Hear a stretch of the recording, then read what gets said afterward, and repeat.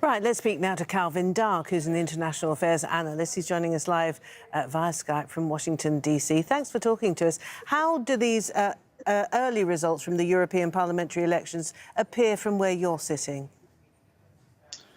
Well, I think the biggest takeaway from, this side of the Atlantic Ocean is the huge interest and participation.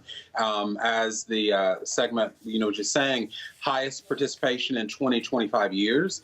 And I think what that says is that there weren't abnormal gains for either the right or the left or different parties, slight gains for some, but it did show that citizens in the EU are more and increasingly concerned with the role of the EU and what the future of the EU is going to look like. And that's obviously a factor of the migration challenges, what will happen with Brexit, because that will affect the other members of the Union. So I think this definitely showed that this was a much bigger deal for EU citizens than it was in 2014. Indeed, and many people were predicting that there would be a complete surge of the right-wing, particularly the right-wing populist element of European politics at the moment. It doesn't seem to have reached that particular point. But do you see what's happening in European politics generally to be perhaps an extension of what happened in your own country with the Trump election victory of 2016? And, of course, in Britain, there was the Brexit vote, which was also seen as being part of that sentiment. Yes, I definitely see that. And as you're correct, there weren't huge gains, but there are definitely signs of increasing populism and nationalism. I believe Salvini in Italy, when he took the picture with, "Thank you, Italy," he had the "Make America Great Again" hat in the background, which, is a not so subtle symbol that what Donald Trump has put in place here in the United States and projected in the world is this sense of nationalism at the expense of multilateral cooperation, which is the framework of the EU. So I definitely think that while there weren't the big gains some were predicting, it definitely shows that people are moving towards that. Will the globalist and multilateral advocates be able to combat that? That remains to be seen.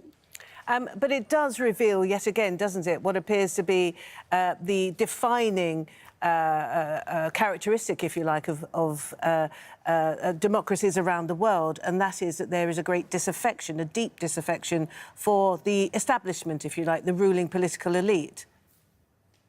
Right, and we saw that in France, even though, with Marine Le Pen, even though it was a victory, wasn't as much in 2014, but that kind of the internal French story is that it kind of showed the lessening of the influence of the traditional parties.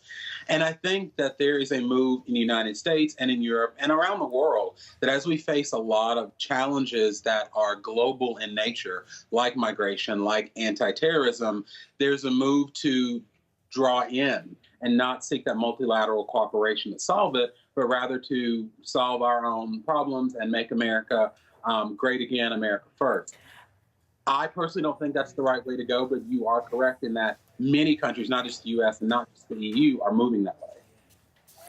And I'm quite taken by the words of Marine Le Pen, who said that Europe, at least, is now divided between nationalists and globalists. How does, if that is indeed the case, how does this rather impressive result being experienced by the Greens across Europe, how does that fit into that view?